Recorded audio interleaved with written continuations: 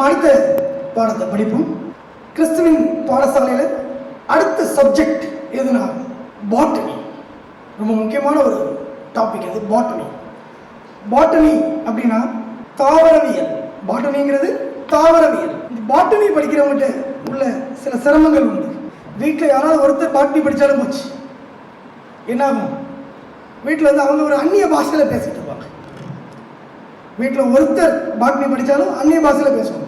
இன்னைக்கு எனக்கு ஹைபிஸ்கஸ் ரொசாசினன்சஸ் தேவை அப்படின்பாங்க. ஹைபிஸ்கஸ் ரொசாசினன்சஸ் அப்படின்னு என்னது? செம்பருத்தி பூ. ரொம்ப கஷ்டம். பாட்னி ஆள்லாம் வீட்டில் ஒரு ஆள் இருந்தால் போதும், குடியிருக்கிறதே கஷ்டம். ஆலியம் கேப்பா என்ன விலைக்கு போய்கிட்டு இருக்கு தெரியுமா? ஆலியம் கேப்பாவா? அலுமினியம் வேணா தெரியும், அதனே ஆலியம் கேப்பா. அது விலை என்ன தெரியுமா? வீட்டுக்குள்ள வந்து அந்த ஆலியம் கேப்பா கொஞ்சம் எடுத்துட்டு வாங்க. ஆலியம் கேப்பா வெங்காயம். வெங்காயத்தை வெங்காயமே சொன்னா என்னப்பா? பாட்டனின்னு ஒன்று வச்சு அதுக்கு பொட்டானிக்கல் நேம் அப்படின்னு அதுக்கு ஒரு பேர் கொடுத்து, நீங்கள் ஊட்டியிலலாம் பொட்டானிக்கல் கார்டன் ஒன்று இருக்கும், போனால் மாமரம் அப்படின்னு தமிழில் இருக்கும். மேங்கோ ட்ரீன்னு மாமரம் நல்லா தான் புரியுது. அதுக்கு ஒரு பாட்டனிக்கல் நேம்னு சொல்லி போட்டிருப்பாங்க. அரச மரம், அந்த மரம், இந்த மரம் ஒன்று அப்படி தலையே சுற்றும். ஸ்கூலில் அந்த டூர் கொண்டு போகும்போது ஒன்றும் புரியாது, அதே விஷயம். இருந்தாலும் நமக்கு மாமரம் தெரியும், அதுக்கு மாங்காய் தெரியும், மாம்பழம் தெரியும். இவ்வளோ தாண்டி நமக்கு என்ன செய்யாது? அந்த பாட்டனிக்கல் பேர் படாது. அந்த பாட்டனின்றது உலக பாடத்தில் ரொம்ப முக்கியமானது. தாவரங்கள் சம்மந்தப்பட்டது, பூக்கள் சம்மந்தப்பட்டது, ஒவ்வொன்றையும் பற்றிய ஆராய்ச்சி சம்மந்தப்பட்டது. வேத புஸ்தகத்தில் நமக்கு சொல்லப்படுத்தக்கூடிய இந்த பைபிளிக்கல் பாட்னி ரொம்ப முக்கியமானது. இங்கேயும் தாவரங்கள் பற்றிய படிப்பு உண்டு. ஆனால் அந்த மாதிரி கரடுமுரடான அந்நிய பாஷையில் கரடுமுரடான ஒரு இதில் இல்லை, சிம்பிள் லாங்குவேஜில் இருக்கும். நாமளும் இங்கே வித்தியாசமாக பேசலாம். இந்த மாதிரி பாட்டனிக்கல் லாங்குவேஜில் அவங்க பேசுகிற மாதிரியே பாட்டனிக்கல் பைபிளிக்கல் லாங்குவேஜில் நாமளும் பேசலாம். எப்படி? ஒலிவ மரங்களை ஆராய்ந்தால் திராட்சை செடி கிடைக்கும். என்னப்பா? ஒலிவ மரங்களை ஆராய்ந்தால் திராட்சை செடி கிடைக்கும். இதுக்கு ஆலியம் கேப்பே பரவாயில்லையா? வெங்காயம் அதே பரவாயில்ல. இல்லை, இது ரொம்ப ஈஸி தான். ஒலிவ மரம் என்றால் என்ன? பைபிளிக்கல் லாங்குவேஜில் நாம் அதை பார்க்கணும். சகரியா 4ஆம் அதிகாரம் 11ஆம் வசனத்தில் பழைய புதிய ஏற்பாட்டை குறித்து சொல்லப்படுறது. மறுபடியும் நான் அவரை நோக்கி, 2 பொற்காய்களின் வழியாய் தொங்கி பொன்னிறமான எண்ணெயை தங்களிலிருந்து இறங்க பண்ணுகிறவர்களாகிய ஒலிவ மரங்களின் 2 கிளைகள் என்னவென்று கேட்டேன். 2 ஒலிவ மரங்கள் என்ன என்று கேட்டேன். அந்த என்ன? பழைய ஏற்பாடு, புதிய ஏற்பாடு. இந்த ஒலிவ மரங்கள்ல இருந்து எண்ணெய் வருவது அதிகாரத்தில் மேற்கொண்டு சொல்லப்பட்டிருக்கும். இப்போ அந்த எண்ணெய் பரிசுத்தாவியை குறித்து காட்டுது. ஒலிவ மரங்கள் வேத புஸ்தகத்தை பழைய புதிய ஏற்பாடுகளை குறித்து காட்டுகிறது. இந்த வேதாகமத்தை, அதாவது ஒலிவ மரத்தை ஆராய்ந்தால் திராட்சை செடி கிடைக்கும். வேத வாக்கியங்களை ஆராய்ந்தால் நம்முடைய இரட்சகராகிய இயேசு கிறிஸ்துவை பற்றி தெரிந்து கொள்ளலாம்.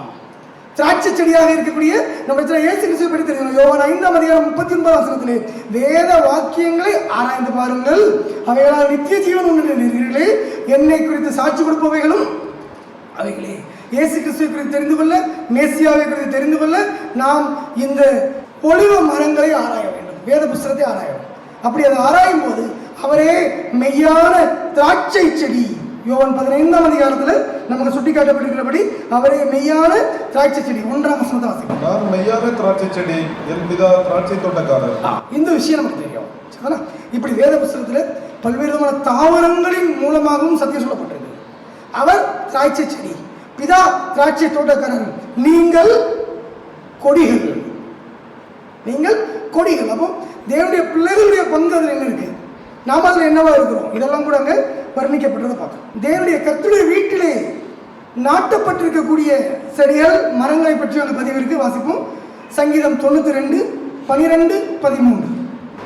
நீதிமான் பனையை போல் செழித்து லீபனோனில் உள்ள கேதுருவை போல் வளருவான். கர்த்தருடைய ஆலயத்திலே நாட்டப்பட்டவர்கள் எங்கள் தேவனுடைய பிரகாரங்களில் செழித்திருப்பார்கள். கர்த்தருடைய வீட்டிலே நாட்டப்பட்டவர்கள் என்றால் வர்ணிக்கப்பட்டிருக்கு. அப்போ அந்த மரங்கள் அப்படின்றது மூலமாக தேவனுடைய பிள்ளைகளை பிரித்தவங்க சொல்லப்பட்டிருப்பாங்க. அது மட்டும் இல்லை, நம்ம மனசு வைக்க வேண்டியது இந்த தாவரையில் முக்கியமானது எது எந்தெந்த செடி அப்படின்னு நம்ம படிக்கிறோம். அதே போல கலையாக தேவனுக்கு பிரியமற்ற பிள்ளைகளாக நாம் இருப்போமே. ஆனால் இந்த இடத்துல இருந்து என்ன செய்யப்பட்டுருவோம்? பிடுங்கி தூர எறியப்படக்கூடிய ஒரு சூழ்நிலை. மத்தேயு 15ஆம் அதிகாரம் 13ஆம் வசனத்தில் வாசிக்கலாம். அவர் பிரதியுத்தரமாக, என் பரமபிதா நடாத நாட்டெல்லாம் வேரோடே பிடுங்கப்படும். இப்படி வேதாகமத்தில் ஒலிவ மரம், திராட்சை செடி, அத்தி மரம், இப்படி அநேக செடி கொடிகள் மரங்களின் மூலமாக அநேக சத்தியங்கள் நமக்கு கொடுக்கப்படும். கடுகு விதை, அது செடியானது, மரமானது என்ற வர்ணனைகள்லாம் நம்ம படிச்சோம். அப்போ இது பாட்டனி. இந்த கிளாஸும் நம்ம வந்துட்டே இருக்கு. இதில் எல்லாம் குறிப்பிட்ட ஒரு பாடம் இன்னைக்கு இன்னொரு பாடம் இல்லை, எல்லா நாள்லையும் இந்த பாடங்கள்லாம் நமக்கு ஹெல்ப் பண்ணிட்டே வந்துட்டு இருக்கு. எல்லா நாளும் நம்ம என்ன செய்யறோம், ஏதோ ஒரு வகையில் பாட்டனியை டச் பண்ணிட்டு தான் இருக்கு. ஏன்னா நம்ம செக் பண்ணும்போதே கொடிகள் செடியோட சேர்ந்திருக்கா, கட் பண்ணப்பட்டிருக்கா இல்லையா நம்ம செக் பண்ணணும் இல்லையா, அப்போ அதெல்லாம் கூட அதில் பதிவு செய்யப்பட்டிருக்கு. அடுத்ததா ஜுவாலஜி, விலங்கியல். கிறிஸ்துவின் பாடசாலையில் முக்கியமானது விலங்கியல், ஜுவாலஜி. வேத புஸ்தகத்தில் அநேக காரியங்கள் பதிவு செய்யும். காளை அப்படின்ற வார்த்தை பயன்படுத்தப்படும். காளையின் பலி, மாடுகள் இல்லையா, அந்த காளையின் பலியை பற்றி அங்கே சொல்லப்படும். ஆடுகளின் பலி பற்றி அங்கே சொல்லப்படும். இப்போ இவைகளெல்லாம் வர்ணிக்கிறது முக்கியமான ஒரு காரியம். தேவனுடைய திட்டத்தின்படி அடிக்கப்படுகிற காளை நம்முடைய இயேசு கிறிஸ்துவை குறித்து காட்டக்கூடியதாக இருக்கிறது. அதைத் தொடர்ந்து ஆடுகள், தேவனுடைய ஆடு, தேவனுடைய பிள்ளைகளை குறிப்பாக சிறுமந்த அங்கத்தினர்களை குறித்து காட்டக்கூடியதாக இருக்கிறது. போக்காடு அல்லது சாத்தானின் ஆடு என்று சொல்லக்கூடியது திரள் கூட்ட அங்கத்தினர்களை குறித்து காட்ட பயன்படுத்தப்படுது. இப்படி ஒவ்வொரு மிருகங்களின் மூலமாகவும் கூட வேத புஸ்தகத்திலே ஒவ்வொரு விலங்குகளின் மூலமாகவும் அநேக பாடங்கள், அநேக தத்துவங்கள், சத்தியங்கள் கொடுக்கப்பட்டிருக்கிறது. காளையின் பலி, ஆடுகளின் பலி, இந்த வேறுபாடு என்ன? காளையை அறுக்கும்போது பார்த்தீங்கன்னா அதில் எப்படி இருக்கும், கொழுப்பு நிறைய தகனிக்கு இருக்கு. நீங்கள் ஒரு காளையை அதை வச்சு சுடணும் அப்படின்னா, வேக வைக்கணும், சுடணும் அப்படின்றப்போ எதுக்கு அத்தியாவசியமாக இருக்கும், நெருப்பு எரியறதுக்கு. அதுலேயே இருக்கக்கூடிய அந்த கொழுப்பு முக்கியமாக எடுத்து நீக்கலாம், எடுத்து போட்டோம்னா அப்படியே அந்த கொழுப்பு இருக்கும், கரியோட ஒட்டி இருக்கும். அதை அப்படியே நல்லா பலியிடுறதுக்கு, நல்லா வேக வைக்கிறதுக்கு, நல்லா சுடப்படுறதுக்கு பயன்படும். அந்த தந்தூரி அடுப்பில் நீங்கள் பார்த்தீங்கன்னா கீழே இப்போ நம்ம காலத்துலாம் தீ எரித்து சுட்டு எரிக்கிறாங்க. எந்த தந்தூரி அடுப்புலையும் பார்த்தீங்கன்னா கீழே தீ எரிக்கிறது இருக்காது, கீழே கங்கு மட்டும் இருக்கும். கீழே அந்த கறி துண்டுகளும் கங்குகளும் மட்டும்தான் இருக்கும். அப்போ அதில் மேலே இருந்து கறி தூரத்தில் கொஞ்சம் உயரமாக வச்சுருப்பாங்க, சுட்டுக்கிட்டே இருக்கும் நெருப்பு, வெப்பம் அதில் வெக்க அதில் பட்டுகிட்டே இருக்கும். அந்த கறியில் இருந்து கொழுப்பு சொட்டும், கங்கு அணையாமல் இருக்கும். அப்போ என்னன்னா அந்த கொழுப்பு என்ன செய்யணும், தொடர்ந்து அது எரியிறதுக்கு, எரிவிக்கப்படுறதுக்கு ரொம்ப அதிகமாக பயன்படுது, நல்லா வேகவிக்கப்படுறதுக்கு அது பயன்படுது. அதே போல தான் இயேசு கிறிஸ்துவும் தம்மை பலியிடுவதற்கு வைராக்கியம், அந்த கொழுப்பு அப்படியே எரிய வைக்கிறதுன்னு பார்க்குறோம் இல்லையா, அது வைராக்கியத்தை குறித்து காட்டுது. காளை, மாடு வகைக்கு எப்படி இருக்கும், கொழுப்பு நிறையா இருக்கும். ஆட்டுக்குட்டி சைஸு ஃப்ரேமெல்லாம் சின்னது இல்லையா, அப்போ அது கொஞ்சம் கம்மியாக இருக்கும். அப்போ இது அங்கே வர்ணிக்கப்படுது. இயேசு கிறிஸ்துவை போல அடுத்த வகுப்பாருக்கு என்ன செய்யறது இருக்காது. ஏன்னா அபூர்ணமான மனுஷங்கள் தான் எடுக்கப்படுறாங்க. இருந்தாலும் கூட இயேசு இடத்துல அளவுக்கு இருக்கவே இருக்காது. அந்த தேவனிடத்தில் அவர் காட்டின அன்பும், அந்த அன்பான வைராக்கியமும் கொஞ்சம் குறைவாக தான் இருக்கும். அது ஆட்டுக்குட்டி மூலமாக வர்ணிக்கப்படுது. அப்போ பலி, காளை பலி உயர்ந்தது, காளை மாடு உயர்ந்தது. அந்த காளை மாட்டிலே அதிக கொழுப்பு இருக்கும், ஆடுல அதோட ஒரு அடுத்த நிலையில் இருக்கும். அப்போ அதுக்கெல்லாம் ஜீல், அன்பின் வைராக்கியம், அது அங்கே குறிப்பிட்டு காட்டப்பட்டிருக்கு. விலங்கியல், உலகத்தில் தேவைகள் நிறைய இருக்குது, சொந்தமான ரிசர்ச். சத்திய பிரதேசத்தில் ஒரு சபை நடத்துறதுக்கும் அது அவசியமாக இருக்கு. ஒரு ஆடு எப்படி இருக்கணும், கிடா எப்படி இருக்கணும், கிடா எப்படி நடக்கும், முன்ன நடக்கும்லாம் படிக்கணும், அது எப்படி இருக்கணும், கரவல் ஆடை எப்படி நடத்தணும், கரவல் ஆடையும் மற்ற ஆட்டு மந்தையும் போல வேகமாக நடத்தா ஆபத்து, உயிர்க்கு ஆபத்தாயிடும் இல்லையா. ஆடு குட்டி இப்பதான் பிறந்து விழுந்திருக்கு, கொஞ்சமாக தான் நடக்க முடியும், அதை எப்படி நடத்தணும், மற்றது போல வேகமாக நடத்த முடியுமா, அதை தூக்கி எங்கே வச்சுக்கிடுவாங்க, கைக்குள்ள வச்சுக்கிடுவாங்க. ஆட்டுக்குட்டி அதான் ரொம்ப தூரம் நடக்க முடியாது, அது கையில் வச்சுக்கிடுவாங்க. கரவல் ஆடுகளை மெதுவாக நடத்துவாங்க. கொஞ்சம் வளர்ந்த ஆடு எங்கே இருக்கும், தோளில் கிடக்கும். கொஞ்சம் வளர்ந்துக்கான ரொம்ப தூரம் நடக்க முடியாது, அப்போ தோளில் தூக்கி போட்டுருப்பாங்க. அப்படி ஒவ்வொரு விதமாக அந்த ஆட்டுக்கூட்டத்தை எப்படி நடத்தணுன்றதுக்கே அந்த விலங்கியல் பாடத்தில் படிக்க வேண்டியிருக்கு. இது சபை நடத்துகிற காரியம் சம்மந்தப்பட்டதில் அற்புதமான பலன் கொடுக்கக்கூடியதாக இருக்கும். இதில் விலங்கியல் சம்மந்தப்பட்டதில் நம்ம கவனித்து பார்ப்போம். இந்த மாதிரி விஷயங்கள் இருக்குது. மொத்த அண்டசராசரத்திலேயும் பூமியிலே அழியாமை உடையவர், சாவாமை அழியாமை உடையவர் யாரு, பூமி மட்டும் இல்லை அண்டசராசரத்திலே உடையவர் யாரு, தேவன். பைபிள் அப்படிதான் சொல்லுது இல்லையா, தேவன். அதுக்கு அடுத்தபடியா அந்த அழியாமையையும் சாவாமையும் பெற்றுக்கொண்டது யாரு, இயேசு கிறிஸ்து. இயேசு கிறிஸ்து தேவன், அதுக்கு அடுத்தபடியாக இயேசு கிறிஸ்து. இவங்க தான் அழியாமையும் சாவாமை என்றென்றும் அழியாநிலை என்றென்றும் சாவாத நிலையப்பட்டிருக்காங்க. இயேசு கிறிஸ்து அழகாக சொல்லிப்பாரு, பிதாவாகிய தேவன் தம்மில் தாமே ஜீவனில் இருக்கிறது போல குமாரன் இருக்கும்படி அருள் செய்திருக்கிறார்ன்றது யோவான் 5:26 சுட்டி காட்டிருப்பார். அப்போ இந்த 2 பேர் தான். ஆனால் அப்படி அல்ல, இன்னொன்று இருக்கு. அது என்ன? அழியாத புழு. சபையெல்லாம் அதுக்கு பிற்பாடு தான். சபையெல்லாம் அதுக்கு பிற்பாடு தான். அழியாமையை பெற்றுக்கொண்டது முதல்ல தேவன் இயேசு கிறிஸ்து. ஏன் இயேசு கிறிஸ்துக்கு முந்தைய யார் பெற்றுக்கிட்டா? அங்கே ஒரு அழியாத புழு பெற்றுக்கிட்டாச்சு. என்னப்பா சொல்றீங்க? இயேசு கிறிஸ்து முந்தைய பெற்றுக்கிட்டாப்பா. அவ்வளோ முக்கியமானது. ஆமாம், அந்த புலாம அந்த புழு தான். பாருங்க, இன்னைக்குள்ள நிலைமை கிறிஸ்தவர்கள் பார்வை ஆயிடுச்சு. அங்கே அவியாத புழு, அங்கே இருக்கக்கூடிய விஷயம் சொல்லப்படலை. கெகன்னா எப்படி இருக்கும்? செத்த பிரேதங்கள் அங்கே கிடக்கும், செத்த விலங்குகளுடைய பிரேதங்கள் இருக்கும். அது ஒன்று மேலே கிடக்கும்போது அந்த புழுக்கள் எல்லாம் ஒன்றோட ஒன்று செஞ்சுருக்கும் போது அழிச்சிக்கிட்டே இருக்கும். இதன் மூலமாக புழு என்ன செஞ்சிருக்கும்? இப்பவுமே அங்கே இருந்துட்டு இருக்கும். அழியாத புழு இருக்கும். இப்போ அதான் விஷயம். இப்போ அது ஒரு பிரேதம் கிடக்குதுன்னா உடம்புல மெகட்ஸ் ஃபார்ம் ஆகும். நம்ம ஆடு மாடுகளுக்குள்ள மெகத் ஒரு புழு உருவாகும். அது சாப்பிட்டே இருக்கும். அடுத்த பிரேதம் உடனே அடுத்து சாப்பிடும். ஒரு ஜென்ரேஷனும் அடுத்த புழு வந்துட்டே இருக்கும். இல்லை அழியாத புழு இருக்கு. பாருங்க, தேவனுக்கு நிகரா இப்போ யார் இருக்கா? அழியாத புழு. இப்போ பார்வை எங்க இருக்கு? இப்போ அவரு முக்கியமான எதை சொல்லிட்டு இருக்காரு? கெகன்னாவை பத்தி வர்ணிக்கிறாரு. அடுத்தா பாருங்க, இறுக்கமான பாதை, ஜீவனுக்கு போகிற பாதை. அது எப்படி இருக்குமா? வழி இடுக்கமும் நெருக்கமா இருக்கும்னு வர்ணிக்கிறாரு. அதெல்லாம் வேண்டாம், அதை பத்தி கவனம் இல்லை. ஏன்னா அந்த இடத்துல சொல்லிருக்க ஜீவன் நித்திய ஜீவன் அல்ல, அது அழியாமைக்கு போகிற. இயேசு கிறிஸ்து அன்னைக்கு ஓபன் பண்ணது எதுதான்?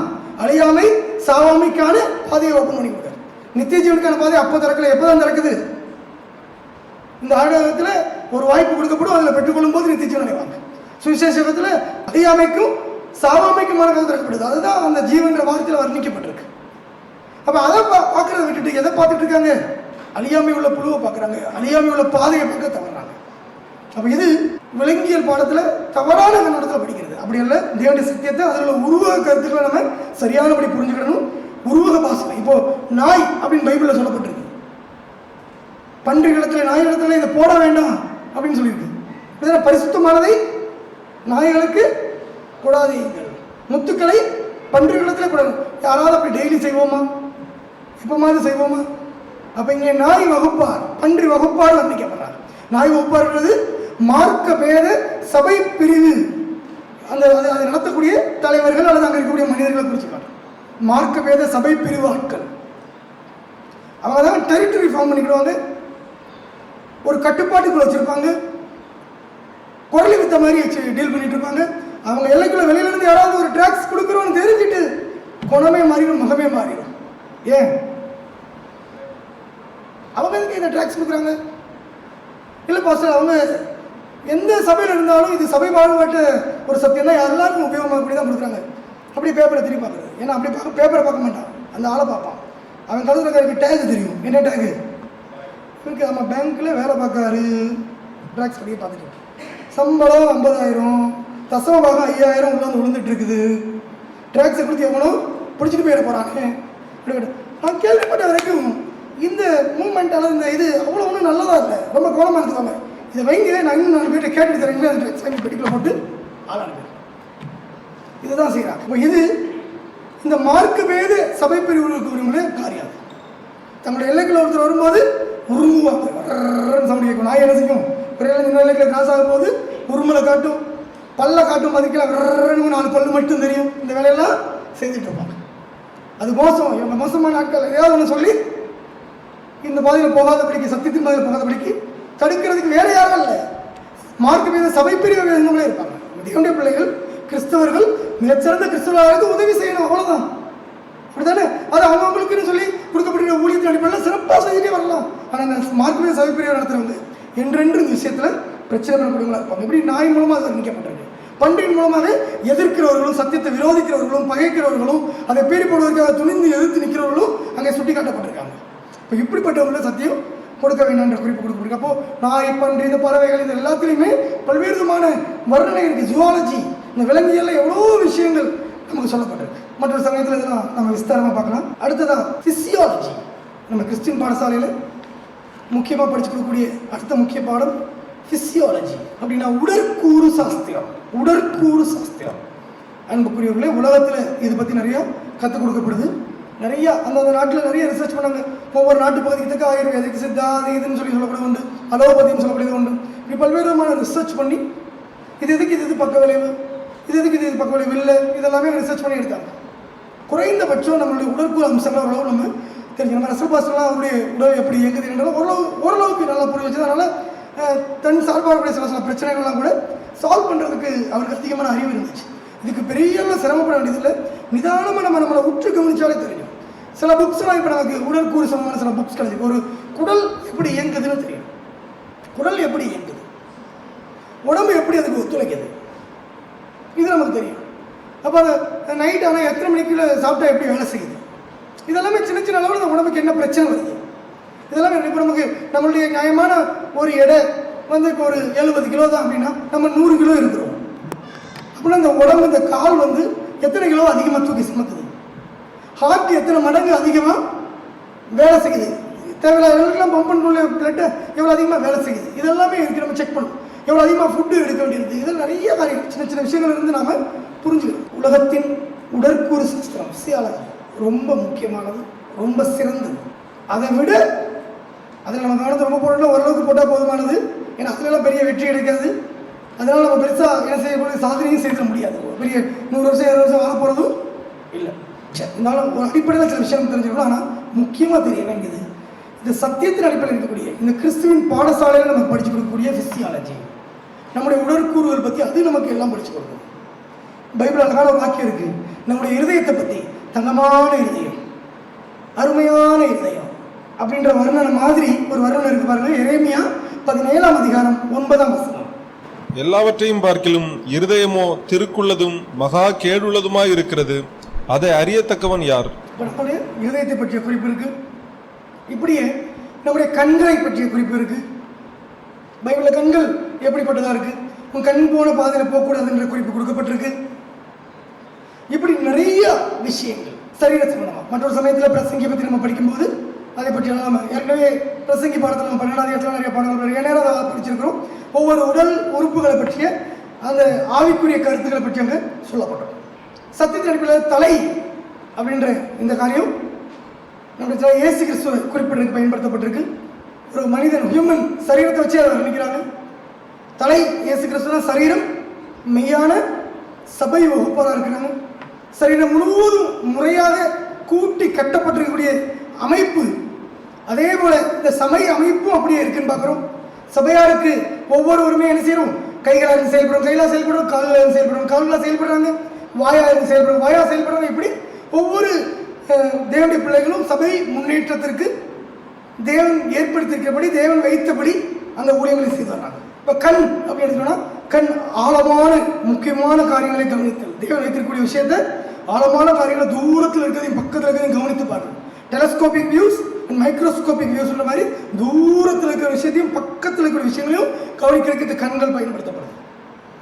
இப்போ இந்த கண் போன்றவர்கள்லாம் சரீரம் முழுவதுமே கண்ணா இருக்கு, குறிப்பிடத்தக்கவர்கள் தான், எல்லாரும் இல்லை. ஏன்னா எல்லாரும் இருந்தாங்கன்னா இந்த சத்திய டேம்பர் பண்ணிடுவாங்க. இப்போ சில சத்திய சபையெல்லாம் பார்த்தீங்கன்னா 4 பேர் சேர்ந்து கூடி ஒரு முடிவு எடுத்துருவாங்க. இந்த இருந்து இந்த சத்தியம் இது வரைக்கும் படிச்சபடி இல்லை, இனிமேல் இதை மாற்றிடுவோம். ஆனால் பைபிள் என்ன சொல்லுது, இந்த வேலை எல்லாரும் செய்யக்கூடாது, இந்த மாதிரி உற்று நோக்கிறது கவனிக்கலாம், கண்கள் மட்டும் தான் செய்யணும். அந்த கண்கள் யாராக இருந்திருக்கணும், ஆவினாலே ஜெயிப்பிக்கப்பட்ட தேவனால் நியமிக்கப்பட்ட ஊழியர்களாக இருக்கணும். பரூசியர்பின் தூதர்கள் அப்படிப்பட்ட ஊழியத்தை செய்து வந்தாங்கன்னு நம்ம பார்க்கணும். அதை நம்ம டேம்பர் பண்ணக்கூடாது, அதை உடைச்சு தகர்க்கக்கூடாது.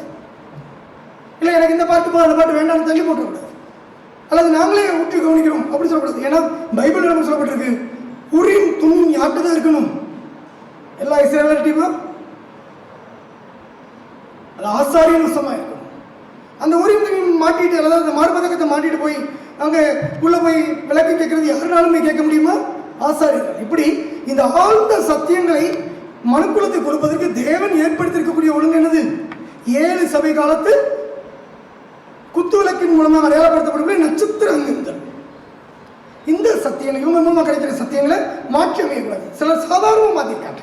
அவங்களுடைய காலத்துக்கு பிற்பாடு டக்கு டக்குன்னு 4 பேர் சேர்ந்து உட்கார்ந்து நாம் இந்த வாரத்தில் இந்த முடிவு எடுத்துருவோம், இந்த சத்தியத்துக்கு இது வேண்டாம், இந்த சத்தியம் சரியில்லை, இது ஆகிய பிரயோஜனம் கொடுக்காது. எல்லாமே படித்தவங்களால தான் முடிவு எடுக்க முடியும். அறகுறையாக ஒன்றுமே படிக்காமல் ஒரு என்லைட்மெண்ட் இல்லாமல் இஷ்டத்துக்கு முடிவு எடுக்க முடியாது.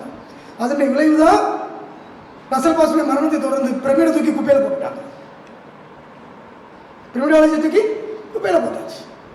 அது வரைக்கும் உத்தமம் வேகம் ஊழியக்காரன் ஒருத்தர் அப்படின்னு சொல்லுவாங்க. அது ஒருத்தர் இருக்கணும் அப்படி சொன்னவரே, அப்படி எல்லாரும் பிரபலம் மறுத்தவரே என்ன சொல்றாரு, அவர் மரணத்துக்கு பிற்பாடு அது ஏன் ஒருத்தராக இருக்கணும், அது ஒரு குழு, என்ன அது ஒரு மேன்மையான ஸ்தானம், அதை ஏன் ரசல் பாஸ்டருக்கு மட்டும் கொடுக்கணும், நானும் அதில் இருக்கேன் இல்லைன்னு மறுத்து சொல்லுங்க. இல்லைன்னு சொல்றதுக்கு அங்கே இருக்கக்கூடிய மறுக்கல. உடனே என்ன செய்யறாங்க, ரசல் போகிறப்போ அவர் ஒரு நபர் இல்லை, நாங்கள் எல்லாம் நம்ம ஒரு குழுவாக இருப்போம், நம்ம குழு தான் உத்தம வேணும் ஊழியக்காரர். அது ஒரு நபர் இல்லை, அது ஒரு குழு, அந்த குழுவில் நானும் இருக்கேன். இப்படி தங்களை மேன்மைப்படுத்துகிறேன். இப்போ முக்கியமான நிறைய சத்தியங்கள் குப்பைக்கு போயிடுச்சு. காரணம், கண்களாக செயல்படுறவங்க மட்டும்தான் கண்களாக செய்யணும். சரீரம் முழுவதுமே கண்ணாக இருந்து செயல்பட்டால் அது என்ன செய்யாது, நடக்க முடியாது. இந்த இடத்த தாண்டி அது வேறு எங்கே இருந்தாலும் அது டேமேஜ் ஆகும், கஷ்டப்படும். இந்த முட்டில் கண் இருக்குன்னு வச்சுக்கோங்களேன், டெய்லி 5 தடவை கண்ணில் நம்ம கை அடிபடுமா இல்லையா? அதாவது முட்டை எங்கெல்லாம் வருஷமான கண்ணு திறச்சிட்டு போயிடும் இல்லையா? அவங்க எப்படி ஒரு டிசைன் வச்சு கண்ணுக்குள்ள உள்ள குழி வச்சு வச்சிருக்கு. கீழே விழுந்தா கூட மூக்கு தட்டும், கண்ணு தட்டாது. அழகான டிசைன். கீழே விழுந்தா மூக்கு அடிபடும், கண் அடிபடுமா? வாய்ப்பே இல்லை.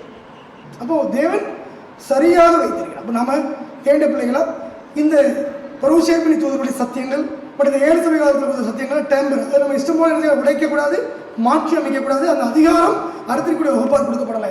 அங்கே மகாபரிசலம் பரிசுலம் இதில் வேலை செய்வதற்கான ஊழியர்களுக்கான பாக்கியம் ஆசாரியர்களுக்கு மட்டுமே கொடுக்கப்படுதுன்னு ஞாபகம் வச்சு அதன்படி நடக்கணும். அப்போ இதெல்லாம் நாம ஓரளவுக்கு தெரிஞ்சு உடற்கூறில் பைபிளிக்கல் லாங்குவேஜில் அந்த கண் எதை குறிக்கிறது, மவுத் பீஸ் வாய் எதை குறிக்கிறதுன்றதை நாம புரிந்து வைத்திருக்கிறோம். 1 கொரிந்தியர் 12ஆம் அதிகாரம் 18ஆம் வசனம். தேவன் தமது சித்தத்தின்படி அவைகள் ஒவ்வொன்றையும் சரீரத்திலே வைத்தார். தம்முடைய சித்தத்தின்படி வைக்கிறார். அவர் மட்டும்தான் பார்க்கணுமா? அது அநியாயம். நானும் பார்ப்பேன். இப்போ இப்படியோட மனநிலை பெரிய வரதை பார்க்கணும். அப்படி இல்லை, தேவன் அவயவங்களை ஒன்று வைத்திருக்கிறார். தேவனுக்கு கீழ்ப்படிய வேண்டும் அப்படின்றதான் முக்கியமானது. அது பரவசேர்ப்பினி தூதர்கள் கொடுக்கப்பட்டிருக்கா, அதை என்ன செய்யணும், நாம போய் அதில் அந்த எல்லையை கடந்து தீங்கு செய்யக்கூடாது. அடுத்ததாக கிறிஸ்துவின் பாடசாலையில் நமக்கு படித்து கொடுக்கக்கூடிய முக்கியமான பாடம் கெமிஸ்ட்ரி. பெரும்பாலும் எல்லாருக்கும் ரொம்ப பிரியமான ஒரு பாடமாக ஒரு நாள் இருந்ததில்லை. இப்போ கையை தூக்கினா கூட எல்லாரும் கை தூக்குவோம். யாருக்கு இந்த எந்த பாடம் பிடிக்காது, கெமிஸ்ட்ரி பிடிக்காது கேட்டால் எல்லாரும் கையை தூக்குவோம். ஏன்? கெமிஸ்ட்ரி வாத்தியார் இருக்கிறார். ஆனால் அவர் ஹெட்மாஸ்டர் ஆகிட்டாரு. எல்லா பாடத்துக்குமே பொதுவானவர் தான். பாரு உள்ள 2-3 ப்ரொஃபஸர் இருக்காங்க, கொஞ்சம் சிக்கல் ஆசிரியர்கள்லாம் இருக்கிறாங்க. சிரமம் தான், இருந்தாலும் கைண்ட்லி அட்ஜஸ்ட், வேறு வழி இல்லை. எங்களுக்கெல்லாம் அந்த கெமிஸ்ட்ரி அப்படி பிடிக்கும். எல்லாம் சமாளிச்சிடலாம், எல்லாம் தான் சிஎல்மாங்க O2 H2 அந்த ஒரு H விட்ட உடனே எல்லாம் போயிடும். என்னையா சொல்கிறீங்க, ஒன்றுமே புரியல, கடைசி வரைக்கும் புரியல. கெமிஸ்ட்ரி லேபில் இருந்தால் 2-3 மட்டும் எனக்கு புரியும். ஒன்று, இதை தூக்கி போட்டால் ஃபவுல் ஸ்மெல் வருதான்னாங்க, முட்டை உடைச்ச ஸ்மெல், ஃபவுல் ஸ்மெல் வருதா, நல்லா வருது, அது புரியும். பொங்கி வருது, ப்ளூ கலரில் மாறுதா, நல்லா புரியும். அவ்வளோதான், வேறு ஒன்றுமே புரியும். என்ன பிரச்சனைனா, ஃபஸ்ட்டு 5 ரேங்குகளை தீர்மானிக்கிறது 2 அல்லது 3 மார்க்கில் வித்தியாசம் இருக்கும் ஒருத்தருக்கு ஒருத்தர்.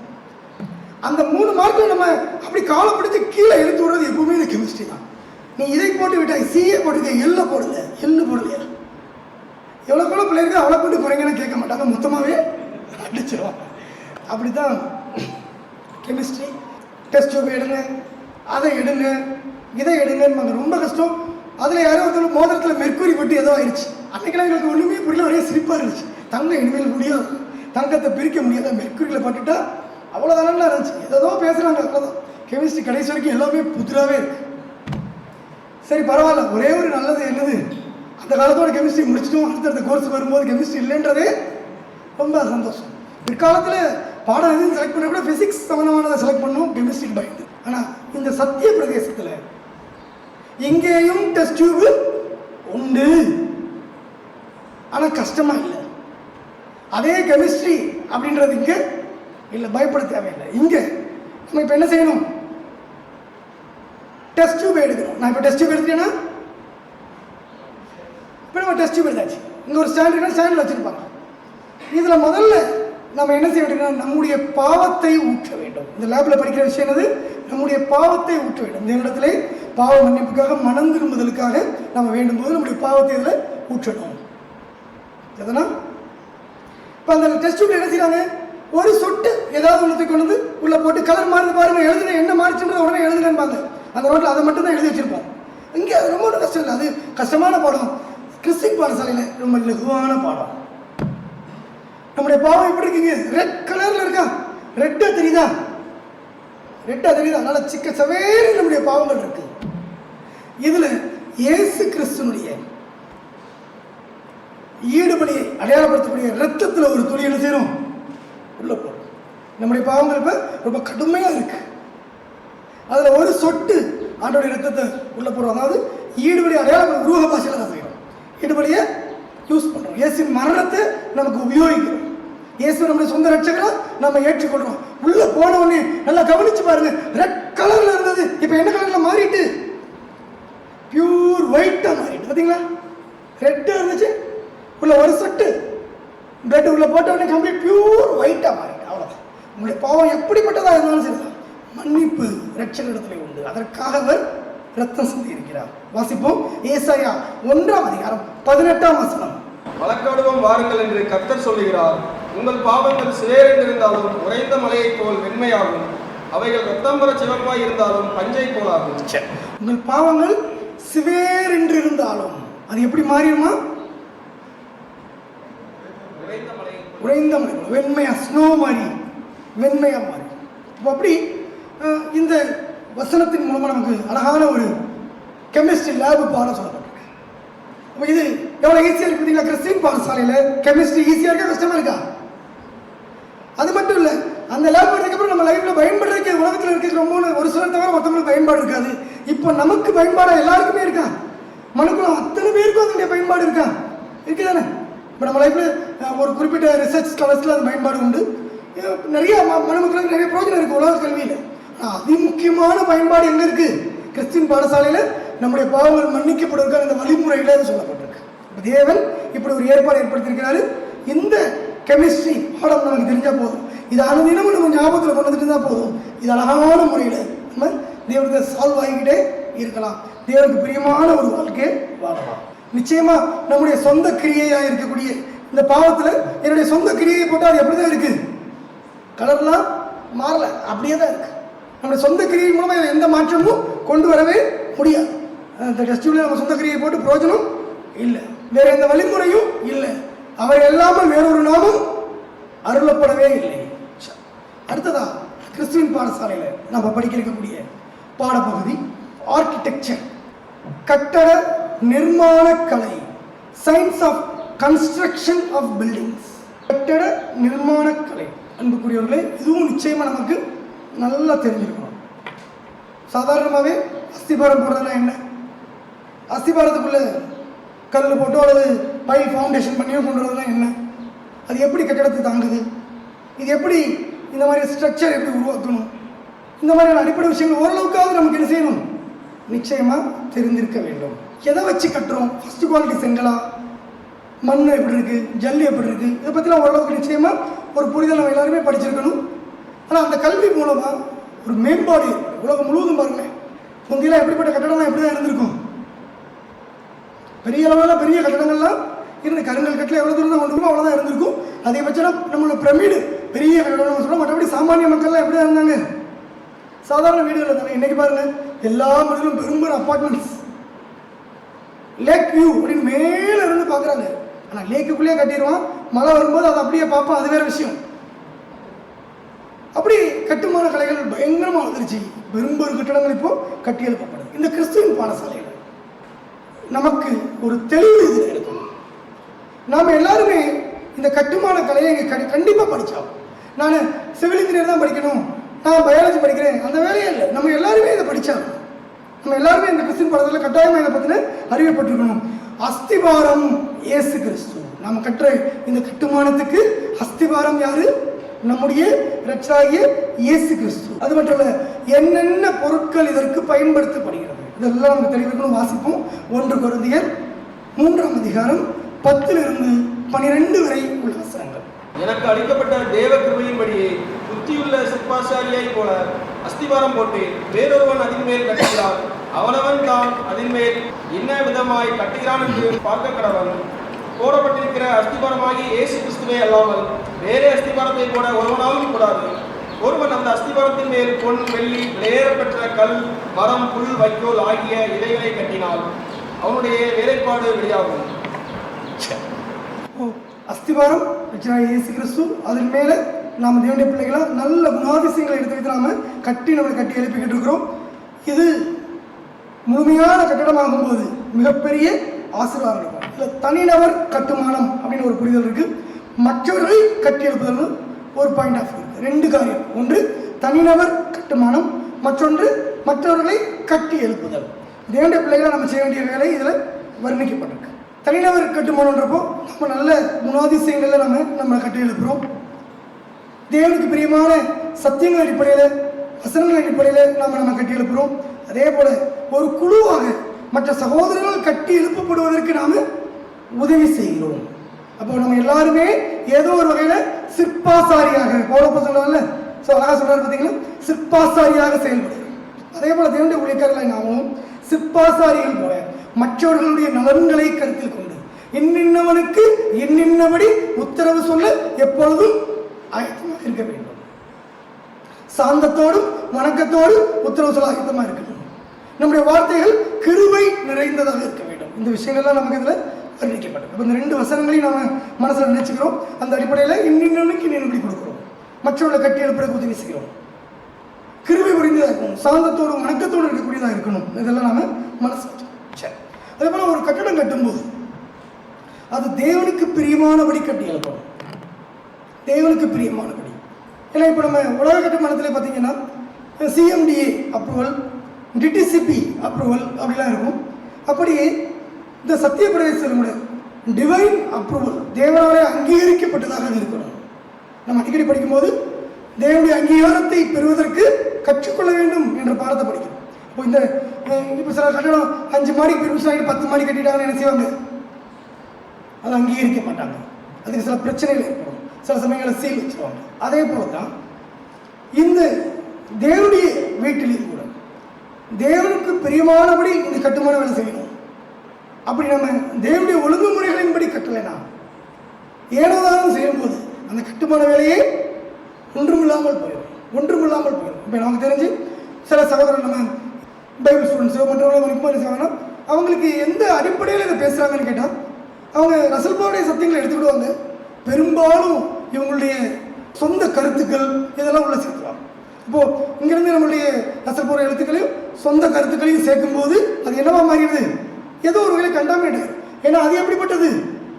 தேவாவினாலே உணர்ந்து புரிந்து படிப்படியாக வெளிப்படுத்தப்பட்டு கொடுக்கப்பட்டது. அது இன்ஸ்பிரேஷனில் இல்லுமினேஷன் சொன்னபடியுமே அது நிச்சயமாக தெய்வீக வழிகாட்டுதலின் மூலமாக, அவருடைய ரிசர்ச் மூலமாக படிப்படியாக ரசல்பா கொடுக்கப்பட்டது. அவர் ஆவியினாலே ஜெனிப்பிக்கப்பட்டவர். அது மட்டுமில்ல உத்தம வேகுல ஊழியக்காரர் அந்த வேலையில் இருந்தவங்களுக்கு அவர் கூட நம்மள ஆகாரத்தை கொடுத்தார். அப்படிப்பட்ட அதில் கொஞ்சம் எடுத்து சாதாரணமாக எந்த என்லைட்மெண்ட்டுமே இல்லாமல் சுமாரான கொஞ்சம் அங்கேயும் போட்டு புரிஞ்சு வச்சு தனக்கு அறிவு வந்துருச்சு நினச்சி அதை இது கம்பேர் பண்ணி அதை சேர்த்து தன்னுடைய சொந்த கருத்துக்களை உள்ளே போடும்போது அது என்னவா மாறிடுது? கண்டாமினேட்ஸ், கொஞ்சம் கூட கண்டாமினேஷனாக மாறிடுது. தப்பறைகளாக கூட தரம் குறைந்ததாக. இப்படி அநேக சபையில் பார்த்தீங்கன்னா ஒரு பிரசிடென்ட் பேசிகிட்டு இருக்கும்போது சொல்லிட்டு, நீங்கள் இந்த சத்தியங்கள்லாம் குறிப்பிட்ட சில சத்தியங்கள் பேசிகிட்டு இருந்தாரு. அவங்க பேசுகிறோம், எங்கேருந்து பேசுகிறீங்க, எப்படி பேசுகிறீங்க, நாங்கள் அவர்கிட்ட கேட்கும்போது நெட்லேருந்து எடுப்பேன். கொஞ்சம் நம்ம பத்திரிக்கை, அதாவது பைபிள் ஸ்டூடெண்ட்ஸ் அவங்க கூட காரியங்கள்லேருந்து எடுத்துருப்போம். இதெல்லாம் நெட்லேருந்து பேசுவோம். இப்போ அவங்களுக்கு நம்ம எஃபி பண்ணி சத்தியங்களை சொல்லிக் கொடுக்கும்போது ஆச்சரியப்பட்டு சந்தோஷப்பட்டு முன்னேற்றம் அடைகிறாங்க. ஆனால் இயல்புலேயே அவங்களுடைய பழக்கம் இஷ்டம் போல் எதை வேணால் எடுத்துக்கலாம், எதை வேணால் பேசலான்ற ஒரு தன்மையை வளர்க்குது. இங்கே பாருங்கள், நம்மளோட சபையில் ஒன்று சேர்க்கிறதோ குறைக்கிறதோ அனுமதியே இருக்காது. எங்கே பேசுகிறோம், இதை என்ன செய்யாதீங்க, மாற்றாதீங்க, இருக்கிறபடியே டீல் பண்ணுங்கன்ற விளக்கத்தை கொடுக்கும். பரவசி எஃபி பண்ணி சத்தியங்களை தாண்டி எதுவும் பேசாதீங்க அப்படின்றத நம்ம வலியுறுத்தி சொல்லிக் கொடுத்துட்டே இருக்கும்.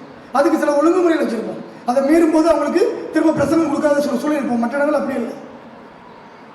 ஒரு இடத்துல ஒரு கம்ப்ளைண்ட் வந்தது எப்படின்னா, ரொம்ப கொடூரமான வரல, சம்மந்தமே இல்லை, பைபிளுக்கே சம்மந்தம் இல்லாத விஷயங்களை இன்டர்நெட்லேருந்து எடுத்து சபையிலே பேசுகிறாங்க.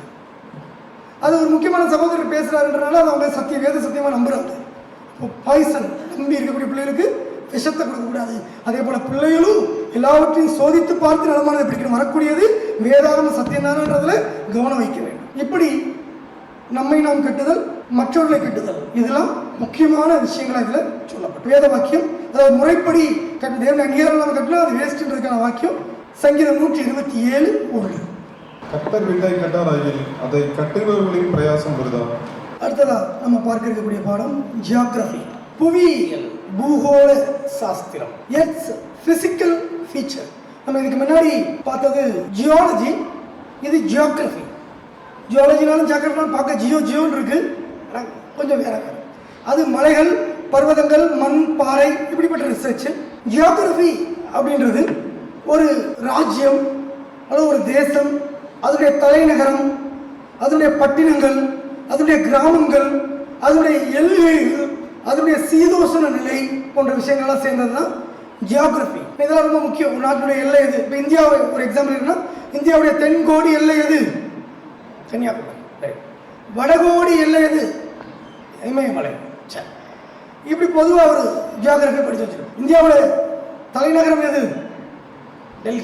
ஏன் இதெல்லாம் நம்ம ஜியோகிராஃபி பொதுவாக படித்து வச்சிருக்கனால தெரியக்கூடிய சில செய்தி. எங்கே இருக்குது, எப்படி இருக்குது, எங்கே மழை அதிகமாக பெய்யும், சீதோஷ நிலை எங்கே நல்லா இருக்கும், எங்கே அதிக வெப்பமாக இருக்கும், ராஜஸ்தான் சூடு எப்படி இருக்குது, நம்ம ஊரில் இருக்கக்கூடிய சூடு எப்படி இருக்குது, டெல்லியில் இருக்கக்கூடிய குளிரும் சூடு மாறி மாறி எப்படி இருக்குது, இதெல்லாமே இது சம்மந்தப்பட்ட விஷயங்கள் ஒரு பாகம்.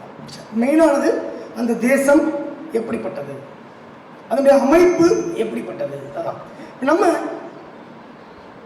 பைபிளிக்கல் ஜியோகிராஃபியில் பார்க்கறது தேவனுடைய ராஜ்யம் எப்படிப்பட்டது. இந்திய தேசம், இந்தியாவோட ராஜ்யம் நம்ம பார்க்குற மாதிரி, அல்லது உலக ராஜ்யங்கள் எப்படிப்பட்டது பார்க்குற மாதிரி தேவனுடைய ராஜ்யம் எப்படிப்பட்டது, அந்த ராஜ்யத்தை பற்றிய சிந்தனைகள். நம்முடைய ராஜ்யம் வருவதாக ஒவ்வொரு தடவையும் இதை நம்ம சொல்லிகிட்டே இருக்கிறோம் ஜெபத்தில். இதன் மூலமாக என்ன நம்முடைய மனதில் நல்ல, நம்ம மூளையில், நம்ம மனதில், அந்த மூளைக்கு இருக்கக்கூடிய இந்த நியூரான்ஸ் நல்ல ஒரு பதிவு ஏற்படுது. அப்போ ராஜ்ய வாஞ்சை அதிகரிக்குது. எதை பற்றி பேசிட்டே இருக்கோமோ அதில் பார்த்தீங்கன்னா வாஞ்சை அதிகரிக்கும். மத்தேயு 6ஆம் அதிகாரம் 10ஆம் வசனம். உம்முடைய ராஜ்யம் வருவதாக, உம்முடைய சுத்தம் பரமண்டத்திலே செய்யப்படுகிறது போல பூமியிலேயும் செய்யப்படுவதாக. உம்முடைய ராஜ்யம் வருவதாக. அடுத்ததான் இந்த ராஜ்யத்தினுடைய தலைநகரம் எது? மொத்த ராஜ்யத்தினுடைய பூமியில் ஏற்படக்கூடிய ராஜ்யம் வரப்போது தலைநகரம் ஜெருசலேமா இருக்கும். எஸ்ஐயா 2ஆம் அதிகாரம் 3ஆம் வசனத்தை வசனம். எல்லா ஜனங்கள் புறப்பட்டு வந்து நாம் கர்த்தரின் பர்வதத்திற்கும் யாக்கோபின் தேவனுடைய ஆலயத்துக்கும் போவோம் வாருங்கள். அவர் தமது வழிகளை நமக்கு போதிப்பார், நாம் அவர் பாதைகளை நடப்போம் என்பார்கள். ஏனெனில் சியோனிலிருந்து வேதமும் எருசலேமிலிருந்து கர்த்தரின் வசனமும் வெளிப்படும். எருசலேம் பூமியின் தலைநகரமாக, தேவனுடைய ராஜ்யத்தின் தலைநகரமாக இருக்கும். சீதோஷண நிலை எப்படி இருக்கும்? இப்போ எப்படி இருக்கு சீதோஷண நிலை? ஒன்று எக்ஸ்ட்ரீம் சூடு, இல்லை எக்ஸ்ட்ரீம் குளிர், ரெண்டுமே இன்னைக்கு கஷ்டமாக இருக்கும். ஆனால் தேவன் நம்ம சொல்லியபடி சம்மர், வின்டர் எல்லாமே உண்டு. ஆனால் இந்த மாதிரி எக்ஸ்ட்ரீமாக இல்லை. ஆதியாகமம் 8:22. பூமி உள்ள நாளளவும் விதைப்பும் அறுப்பும் சீதாளமும் உஷ்ணமும் கோடை காலமும் மாரி காலமும் பகலும் இரவும் ஒளிவதில்லை என்று தம்முடைய உள்ளத்தில் சொன்னார்.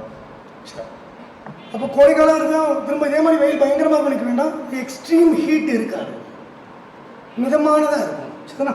ரொம்ப வசதியாக சுகமாக ஒரு 27 அல்லது 28 ஏசி வச்சுட்டு உட்காந்து எப்படி இருக்குமோ அது மாதிரி மொத்தமாகவே இருக்கும். மொத்த பூமி அப்படி அழகாக மாற்றி அமைக்கப்படும். நல்லது. அதனுடைய எல்கைகள், என் ராஜ்யத்தின் எல்கைகள் எப்படி இருக்கும்? சங்கீதம் 2:8, 72:8. என்னை கேளும், அப்பொழுது ஜாதிகளை உமக்கு சுதந்திரமாகவும் பூமியின் எல்லைகளை உமக்கு சொந்தமாகவும் கொடுப்பேன். ஒரு சமுத்திரம் தொடங்கி மறு சமுத்திரம் வரைக்கும், நதி தொடங்கி பூமியின் எல்லைகள் வரைக்கும் அவர் அரசாளுவார். அடுத்ததாக நம்ம பார்க்க இருக்கக்கூடியது வானசாஸ்திரம், அஸ்ட்ரானமி. வானசாஸ்திரம் அப்படின்றது ரொம்ப முக்கியம். இந்த அஸ்ட்ரானமி, ஸ்டார்ஸ் பற்றிய ஆராய்ச்சி, இதெல்லாமே நமக்கு ரொம்ப முக்கியமானது. தேவனுடைய பிள்ளைகள் இதை நிச்சயமாக செய்யும். நம்ம ஏற்கனவே படிச்சிருக்கிறோம், டிவைன் பிளான் இந்த ஸ்டார்ஸ், கான்ஸ்டலேஷன்ஸ், நட்சத்திர கூட்டத்தில் இருக்கக்கூடிய தெய்வீக திட்டம் என்ன, அது மூலமாக தேவன் நமக்கு படிச்சுக்கக்கூடிய தெய்வீக திட்டம் என்னன்றலாம் நம்ம ஏற்கனவே பாடங்களாக படிச்சிருக்கோம். இப்போ நாம் ரொம்ப சிம்பிள், வானசாஸ்திரம், வானத்தை ஆராய்ச்சி பண்ணலாம். நம்ம எல்லாருமே இப்போ வானசாஸ்திரிகள் தான். நம்ம எல்லாருமே வானசாஸ்திரிகள் தான். பைபிளிக்கல் லாங்குவேஜில் வானம் எதை குறித்து காட்டுகிறது? வானம் வேத புஸ்தகத்தை குறித்து காட்டுகிறது. வானம் வேத புஸ்தகத்தை குறித்து காட்டுகிறது. சங்கீதம் 119:81. கர்த்தாவே, உமது வசனம் என்றென்றைக்கும் வானங்களில் நிலைத்திருக்கிறது. வானம் அவருக்கு திறக்கப்படுதல். ஞானஸ்தானம் பெற்று கரையேறினோனே வானம் அவருக்கு திறக்கப்படுதல். வானம்ன்றது என்னது? ஒரு வெற்றிடம், ஸ்பேஸ். திறக்கப்படுதல் அப்படின்றது அது ஒரு உருவகமாக அதில் ஒரு காரியம் வர்ணிக்கப்பட்டிருக்கு. இயேசுவுக்கு பரம காரியங்களை குறித்த அறிவு கிடைக்கிறது. வானம் திறக்கப்படுதல், பரம காரியங்களை குறித்த அறிவு கிடைக்கிறது. அதை நம்ம புரிஞ்சுக்கணும். இப்போ வானத்தை ஆராய்ந்தால் நம்ம சரியாக வழிநடத்தப்படுவோம். இப்போ இயேசு கிறிஸ்துவ பிறப்பை பற்றிய விஷயத்தில் சாஸ்திரிகள், வான ஆராய்ச்சியாளர்கள், வைஸ்மென் சொல்லுவாங்க, ஞானிகள், அவங்க ஆராய்ச்சி பண்ணி அவங்க வந்தாங்கன்னு நம்ம பார்க்கணும். அப்போ இதுக்கு வேத புத்தகத்தில் அவங்க ஒரு யாக்கோபிலிருந்து ஒரு நட்சத்திரம் உதிக்கும். இப்போ இந்த விஷயங்கள் எடுத்துக்கிட்டாங்க. அது மட்டும் இல்லாமல் அவங்களுடைய ஆராய்ச்சியில் குறிப்பிட்ட காலத்தில் காலக்கணக்கின் அடிப்படையிலையும் மற்ற இன்னும் ஆராய்ச்சியின் அடிப்படையிலும் பார்க்கும்போது இந்த காலகட்டத்தில் பூமியை ரட்சிக்க போகிற மீட்பர் பிறக்க இருக்கிறார்ன்றதை புரிஞ்சுக்கிறாங்க.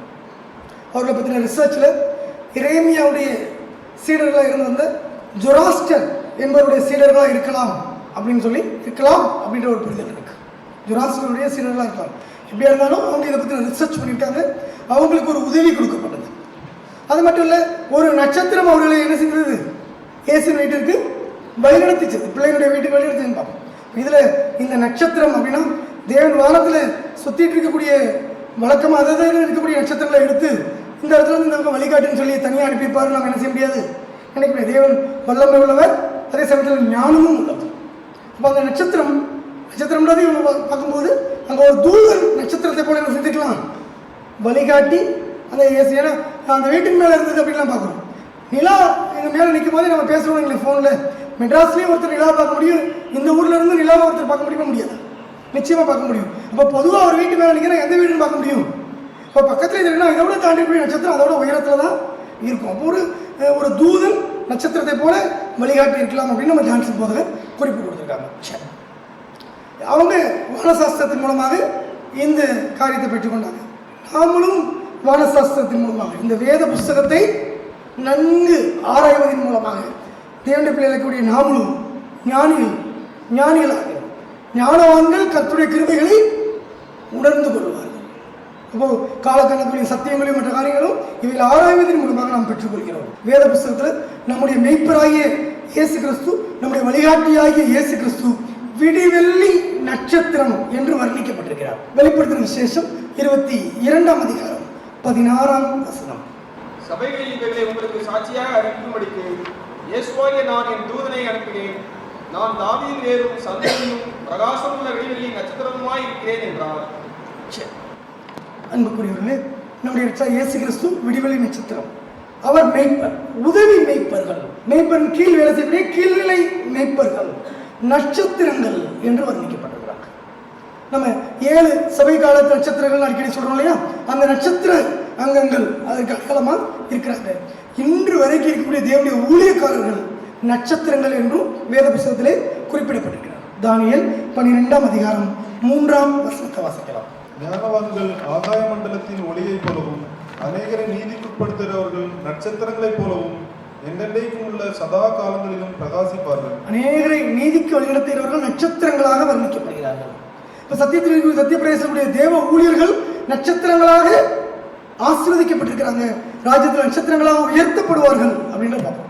இங்கேயே உயர்வு எதிர்பார்க்கக்கூடாது, இங்கே உயர்த்தப்படாது அப்படின்னு நம்ம மனதில் இருந்தால் மேட்டிமையும் பெருமைக்கு அது வழியெடுத்தும் ராஜ்யத்தில் தேவனமை ஆசீர்வதிப்பார் அப்படின்றதான் சரியான புரிதல்.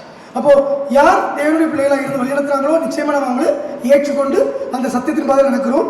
எது வரைக்கும் அப்படின்னா அவர்கள் சத்தியத்தை வெளிப்படுத்துகிற வரைக்கும். அசத்தியத்தையோ தப்பறையான உபதேசங்களையோ தவறான வழிகாட்டுதல்களையோ காட்டும் போது நிச்சயமாக அவைகளிலிருந்து நம்ம பின்பற்றக்கூடாது. அந்த நட்சத்திரம் விழுந்து போன நட்சத்திரமாகிவிட்டது, அது வழி தப்பிய நட்சத்திரமாகிவிட்டதுன்னு புரிஞ்சுக்கலாம். தேவனுடைய பிள்ளைகளாக இருக்கும்போது கவனமாக இருக்கணும். இந்த காலகட்டங்களில் இதுக்கு முன்னே நடந்த ஒவ்வொரு குறைச்சல் காலங்கள்லையும் நல்ல தேவ ஊழியர்களாக இருந்தவங்க தங்களுடைய குணாம்சம் மாற்றம் ஏற்பட்டிருக்கும். ஏன் ரசல் போர் ஜான்சன் போர் மட்டும் தான் வெளிப்படுமா, எனக்கு வெளிப்படாதா, எனக்கு வெளிப்படும் அப்படின்ற சில காரியங்கள் எடுப்பாங்க. அல்லது இப்படி நிறைய காரியங்களை சொல்லி அவங்க என்ன செய்கிறாங்க, தங்கள் பக்கமாக ஆட்களை திசை திருப்புவாங்க. ஒரு சகோதரனை விற்பனைடுவாங்க, சகோதரனாக இருந்து சகோதரோட இருந்திருப்பாங்க. இல்லை நான் நல்லா தான் டீல் பண்ணுவேன், நமக்கு ஒரு சபையை உருவாக்குவோம்னு சொல்லி என்ன செய்யறாங்க, சபைக்குள்ள பிரிவினைகளை உண்டு பண்ணுவாங்க. நாம் பிரிஞ்சு வேறு இடத்துல கூடலாம், அதே டைம் அதே வேலை செய்யலாம். நிறைய காரியங்கள் என்ன செய்யணும், நம்ம வேத புத்தகம் சரி அசல் போகும் சரி நடக்கட்டும் அப்படின்னு விடுறாங்கன்னா அர்த்தம் என்னது, அந்த சீசனில் பிரிவினைகள் உங்களுக்கு அவசியம், மார்க்க வேதங்கள் அவசியம், உங்களை உத்தமர் இன்னார் என்று தெரிவதற்கு அதெல்லாம் அவசியமாக இருக்குது அப்படின்னு சொல்லி அதை நினைக்கிறாங்க. அப்போ அப்படிப்பட்ட தீய ஊழியர்கள் தவறான உபதேசங்களோ தப்பறைகளோ சொந்த கற்பனைகளோ சொந்த கருத்துக்களையோ அப்படிலாம் நம்ம கொடுத்து வழிநடத்தும் போது நிச்சயமா அப்படிப்பட்ட அந்த ஏற்கனவே நட்சத்திரம் நல்லா தானே வழிநடத்தப்பட்டாங்க, நல்லா தானே வழிகாட்டினாங்க, நல்லா தானே வழிகாட்டினாங்க அப்படின்னு நினைக்கலாம். ஆனால் யாராக இருந்தாலும் அவர்கள் விழுந்து போன பிற்பாடு அவங்க எப்படிப்பட்டவங்களாக இருக்காங்க, வெளிச்சம் கொடுக்க முடியாதவர்களாக ஆயிடுறாங்க.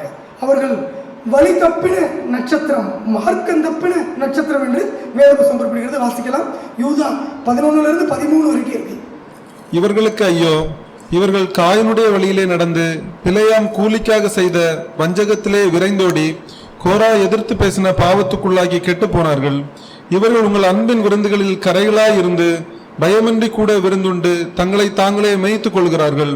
இவர்கள் காற்றுகளால் அடியுண்டோடுகிற தண்ணீரற்ற மேகங்களும் இலையுதிர்ந்து கனியற்று 2ஆம் தரம் செத்து வேறற்று போன மரங்களும் தங்கள் அவமானங்களை நுரைத்தள்ளுகிற அமளியான கடல் அலைகளும் மார்க்கம் தப்பி அலைகிற நட்சத்திரங்களுமாய் இருக்கிறார்கள். மார்க்கம் தப்பி அலைகிற நட்சத்திரங்களாக இருக்கிறார்கள். இவர்களுக்காக என்றென்றைக்கும் காரிருளே வைக்கப்பட்டிருக்கிறது. இவர்களுக்காக காரிருளே வைக்கப்பட்டிருக்கிறது. அடுத்ததா இந்த சத்திய பிரதேசத்துல நாம படிக்க இருக்கக்கூடிய முக்கியமான கிறிஸ்டின் பாடத்தில் படிக்கக்கூடிய முக்கியமான பாடம் மியூசிக், இசையியல் பாடல்கள், சங்கீதம் போன்றவை சேர்ந்த இசையியல். இப்ப உலகத்துல இசை அப்படின்னா முந்தில சில கேட்டோம்னா மெலடி மெல்லிசை, மெலடி ரொம்ப நல்லா இருக்கும், கேட்டு பஸ்ல போய் போட்டுருப்பாங்க. வீட்டுக்கு வந்தா கூட நமக்கு அந்த ராகம் செஞ்சுட்டு இருக்கோம், பின்னாடியே வந்துருக்கு. ஆனா சில காரியங்கள் இருக்குது, சில பாடல்கள் இப்ப வளர்ச்சி அடைந்து பாருங்க, டம்மு டம்மு டம்முன்னு அடிக்காம காது கொடுத்து கேட்க முடியல. பாட்டெல்லாம் வந்து பாட்டு கேட்கறோம்னா அதுல இனிமையா இருக்கு. அந்த இனிமைன்றதே இல்லை. ஏதோ ஒரு பாட்டு எங்கேயோ கேட்டோம், மூஞ்ச கழுவி நாளாச்சி அப்படின்னு ஒரு பாடம். ஐயோ என்னையா பாட்டு எழுதிருக்கு, மூஞ்ச கழுவி நாளாச்சி, என்னையாச்சு உங்களுக்கெல்லாம் ரொம்ப ஆக்வர்டான பாடல்கள் வந்திருக்கு, ஆக்வர்டான மியூசிக்கும் வந்திருக்கு. நம்முடைய வேத புஸ்தகத்துல அற்புதமான முறையில் இசைக்கத்தக்கதாக அருமையான காரியங்கள் இதில் இருக்கு. 10 நரம்பு வீணை, பைபிளை பற்றி சொல்லும்போது 10 நரம்பு வீணை என்ற பதம் உபயோகிக்கப்பட்டிருக்கு. சங்கீதம் 144:9 வாசிக்கலாம். கர்த்தாவே, நான் உமக்கு புதுப்பாட்டை பாடுவேன், தம்புரினாலும் 10 நரம்பு வீணையினாலும் உம்மை கீர்த்தனம் பண்ணுவேன். நல்லது. 10 நரம்பு வீணை அப்படி இதுல 10 அடிப்படை சத்தியங்கள் இருக்கு. இந்த வீணையில 10 அடிப்படையான சத்தியங்கள் இருக்கு. 10 மட்டும் இல்ல, அந்த 10 உட்பிரிவுகளா டிவைட் பண்ணணும். உள்ளூர் நிறைய உண்டு. ஒரு 10 பொதுவா ஒரு கணக்குக்கு சொல்றோம். 10 நரம்பு வீணை, இது அப்படி எடுத்து அந்த 10 நரம்பு வீணை 10 சத்தியங்களை எடுத்து ஒன்றோடு ஒன்று இசைப்படுத்தி படிக்கும்போது அவ்வளவு ரசனையா இருக்கு. தேவனை பற்றி, இயேசு கிறிஸ்துவை பற்றி, கட்டளைகளை பற்றி, பாவத்தை பற்றி, பரமழைப்புனா என்ன, பூமிக்கு அழைப்புனா, இழந்து போனதை திரும்ப கொடுத்தலாம் என்ன, இப்படி ஒவ்வொரு சத்தியங்களை படிக்கும் போதும் ஒன்னொன்னு ஒரே ஒரு கப்பியை மட்டுமே தட்டுறதில்லை. 10 நரம்புனா 10 நரம்பையும் தட்டணும் இல்லையா? அப்படி எல்லாத்தையும் டீல் பண்ணும்போது அருமையான இசை வரும். அப்ப அப்படிப்பட்ட ஒரு அற்புதமான இசை இதிலிருந்து வர்றதுக்கு தேவன் கிருபை செய்திருக்கிறார். இந்த சத்தியங்கள் நமக்கு செயல்படுது. அது மட்டும் இல்லை, இந்த வேத புத்தகத்தில் 2 எக்காலங்கள் 2 பூரிகைகளை உண்டு பண்ணுவாயாக என்ற காரியமும் சொல்லப்பட்டிருக்கு. என்னாகும் 10ஆம் அதிகாரம் 1-10 வரைக்கும் ஒரு வசனம் மட்டும் வாசிங்க. 2 பூரிகைகளை உண்டாக்குறது மட்டும். சபையை கூடி வரவழைப்பதற்கு, பாளையங்களை பிரயாணப்படுத்துவதற்கும் உபயோகமாக 2 வெள்ளி பூரிகைகளை செய்து கொள்வாயாக. ஒவ்வொரு விதமா ஊதும் போதும் ஒவ்வொரு சிக்னல்.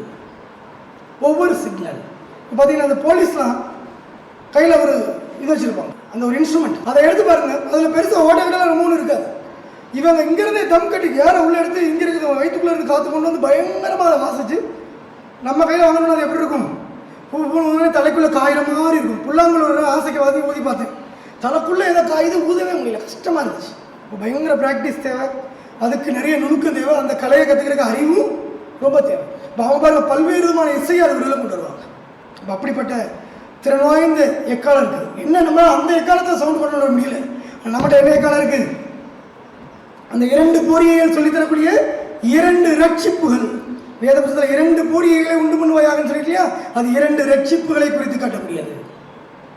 அதை பற்றிய சத்தியங்களை பற்றி நம்ம இருக்கு. இப்போ அன்றைய தினத்தில் இயேசு ஏற்படுத்தி கொடுத்திருந்த அந்த தொனி, 7ஆம் எக்கால தூதன் தொனித்த அந்த தொனி, இன்றைக்கு பரூசி எவ்ரிபடி மெசஞ்சர்கள் மூலமா நம்ம கைக்கு வந்திருந்த அந்த துணி இப்பொழுது நாமும் அதே துணியை தொனித்துக் கொண்டிருக்கிறோம்.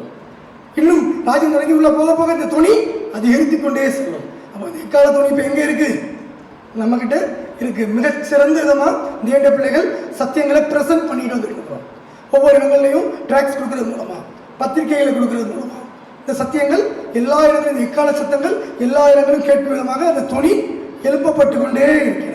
நாம தேவனுக்கு ஒரு இசைத்து அவரை ரசிக்க பண்ண முடியும். நம்ம கிட்டார் வாசிக்க தெரியாமல் இருக்கலாம், அல்லது வீணை வாசிக்க தெரியாமல் இருக்கலாம். சொல்றது உலக பிரகாரமான வீணை, அல்லது ஃப்ளூட்டோ மட்டும் தான் வாசிச்சு தேவனை பரவாயில்ல நல்லா வாசிக்கிறானேன்னு சொல்லி நம்மளை சந்தோஷப்படுத்துற விதமாக தெரியாமல் இருக்கலாம். ஆனால் ஒரு மெலடி மூலமாக தேவனை சந்தோஷப்படுத்த முடியும். அந்த மெலடிக்கு பேர் கிராட்டிடியூட், நன்றி உணர்வு. தேவனுடைய பிள்ளைகள் தேவனத்தில் பெற்றுக்கொண்ட அத்தனை காரியங்களுக்காகவும் தேவனுக்கு நன்றி செலுத்தணும். நம்ம தேவன் இந்த விலையேறப்பட்ட சத்தியங்களை கொடுத்துருக்காரு. தேவன் நம்ம நன்றி கூட கடவுப்பட்டிருக்கோம். நம்முடைய விலையேறப்பட்ட குமாரன், ஒரே பேரான குமாரன் நமக்கு கொடுத்துருக்காரு. அது எவ்வளோ பெரிய விஷயம். இப்போ நம்ம இன்னைக்கு இந்த சத்திய பேசுறதுக்கு நமக்கு நல்ல சரீரம், தெம்பு, வேண்டிய சக்தி எல்லாமே கொடுத்துருக்காரு. எல்லாத்துக்கும் தேவனுக்கு நாம நன்றி செலுத்தணும். சிறிய அற்ப காரியங்களுக்கும் நன்றி செலுத்த பழகிட்டோம்னா பெரிய காரியங்களை பற்ற புரிதல் நமக்கு நல்லா இருக்கும். இதெல்லாம் சின்ன காரியத்தில் நன்றி சொல்ல தேவையில்லை, அப்படி அலட்சியமாக நாம இருக்கக்கூடாது. தேவனுடைய பிள்ளைகள் அவரிடத்தில் பெற்றுக்கொண்ட அத்தனை ஈவுகளுக்காகவும் நம்ம நன்றி சொல்லணும். இன்னைக்கு பாருங்க, நம்ம எத்தனையோ பேருக்கு ஆகாரம் இல்லாமல் இருக்கக்கூடிய இந்த சூழ்நிலை, ஆதாரங்கள் சாபத்தில் இருக்காங்க, பல்வேறு பிரச்சனை இருக்காங்க. இன்னைக்கு நமக்கு எத்தனை விஷயத்திலிருந்து விடுதலை கொடுத்து சகலம் தேவனுடைய பிள்ளைகள் கிடைக்கும் விதமா தேவையான விஷயங்கள் தேவையானபடி கிடைக்கும் விதமாக ஏற்பாடு பண்ணியிருக்காங்க. இந்த பாக்கியத்துக்காகவே நம்ம தேவனுக்கு நன்றி செலுத்த கடமைப்பட்டிருக்கோம். இப்படி அற்ப காரியத்திலிருந்து, வேறுபட்ட சத்திய காரியங்களிலிருந்து அனைத்து காரியங்களுக்கும் நன்றி செலுத்துறது நம்ம இருந்து ஒரு மெலடி எழும்புறது போல தேவனுக்கு மெல்லிசை. பரவாயில்லையே, நல்லா இருக்கு, இனிமையா இருக்கு சொல்லத்தக்கதா இருக்கும். வெறும் விண்ணப்பம் மட்டும் அது வேணும் இது வேணும் கேட்கறதுனா அது நல்லா இருக்காது. அதை விட தேங்க்ஸ் கிவிங், தேவனத்தில் நாம் இதற்கு பெற்றுக்கொண்டவர்களுக்காக தேவனுக்கு நன்றி செலுத்த வேண்டியவர்களாக இருக்கிறோம். எபேசியர் 5ஆம் அதிகாரம் 19-20 வசனங்களை வாசிக்கலாம். சங்கீதங்களினாலும் கீர்த்தனைகளினாலும் ஞான பாட்டுகளினாலும் ஒருவருக்கொருவர் புத்தி சொல்லிக் கொண்டு உங்கள் இதயத்தில் கர்த்தரை பாடி கீர்த்தனம் பண்ணி நம்முடைய கர்த்தராகிய இயேசு கிறிஸ்துவின் நாமத்தினாலே எப்பொழுதும் எல்லாவற்றிற்காகவும் பிதாவாகிய தேவனை ஸ்தோத்திரித்து. இப்படி எப்பொழுதும் எல்லாவற்றிற்காகவும் பிதாவாகிய தேவனை நாம் ஸ்தோத்திரிப்போமாக. வேத புஸ்தகத்திலே மேலும் இன்னும் கூடுதலாக 2 அழகான பாடல்கள் இருக்கின்றன. ஒன்று மோசேயின் பாட்டு, மற்றொன்று ஆட்டுக்குட்டியானவரின் பாட்டு. சங்கீதம் 90 மோசேயின் பாட்டு பதிவு செய்யப்பட்டிருக்கிறது. அதில் என்னெல்லாம் இருக்கு? அந்த மோசேயின் பாட்டுல சங்கீதம் 90 அதிகாரம் மோசேயின் பாட்டு, அதில் என்னெல்லாம் இருக்குன்னா, ஒன்று மனிதனின் ஆதி பூர்ண நிலை, பரமத்தில் பெற்றிருந்த ஒரு பூர்ண நிலை. அடுத்ததா மனிதனுடைய வீழ்ச்சி, அவனுக்கு ஏற்பட்ட சாபம், தீமை அனுமதிக்கப்பட்டதின் நோக்கம், இழந்து போனதை திரும்ப கொடுத்து சம்பந்தப்பட்ட விஷயம். தீமையை அனுமதிக்கப்பட்டது, தீமை அனுமதிக்கப்பட்டதுன்ற விஷயம், இதெல்லாம் அந்த சங்கீதம் 90 பதிவு செய்யப்பட்டிருக்கு. இந்த பாடல் இந்த மனுக்குலத்தின் பாடலாக இருக்கு. உண்மையிலுமே நம்ம மனுக்குலம் சபிக்கப்பட்டது, பாவத்துக்குள்ள வீழ்ச்சி அடைந்தது, பெற்றிருந்த பூர்ணம், இதெல்லாம் நினைச்சு பார்க்கும்போது நிச்சயம் ஒரு வருத்தமான பாடல். ஆனால் இந்த பாட்டுக்குள்ள ஒரு சந்தோஷம் இருக்கு. காரணம், நம்மளுடைய இயேசு கிறிஸ்து மூலமாக இவைகள் எல்லாம் இந்த சத்தியங்களா இருக்கு. எதிர்காலத்தில் இதிலிருந்து அழகான ஒரு மீட்பும் முன்னேற்றம் இருக்கு. அடுத்த பாடல் ஆட்டுக்குட்டியாருடைய பாட்டு, அது சபையின் ரட்சிப்பை பற்றி சொல்லுது. ஆட்டுக்குட்டியாருடைய பாட்டு சபையின் ரட்சிப்பை குறித்து சொல்லுது. வெளிப்படுத்தின விசேஷம் 15ஆம் அதிகாரம் 3-4 வசனங்கள். அவர்கள் தேவனுடைய ஊழியக்காரனாகிய மோசேயின் பாட்டையும் ஆட்டுக்குட்டியாருடைய பாட்டையும் பாடி, சர்வ வல்லமுள்ள தேவனாகிய கர்த்தாவே, தேவனுடைய கிரியை. மோசேயின் பாட்டு பழைய ஏற்பாடு முழுவதும் இருக்கக்கூடிய விஷயங்கள். ஆட்டுக்குட்டியாருடைய பாட்டு சபை ரட்சிப்பு சம்பந்தமாக புதிய ஏற்பாடு சொல்லப்படக்கூடிய விஷயங்கள். அதான் பழைய ஏற்பாடு முழுவதும் மோசேயின் பாட்டு, புதிய ஏற்பாடு முழுவதும் ஆட்டுக்குட்டியாருடைய பாட்டு என்ற ஒரு புரிதலும் வச்சு இந்த 2 பாடல்களும் 2 ரட்சிப்புகளையும் குறித்து காட்டக்கூடியதாக இருக்கு.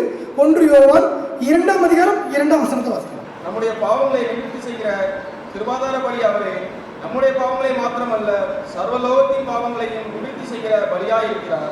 நம்முடைய பாவங்கள் சர்வலோகத்தின் பாவம். நம்முடைய அப்படின்றது மூலமாக யோவான் என்ன சொல்றார்? சபையினுடைய பாவங்களை குறித்து சொல்லியிருக்கிறார்.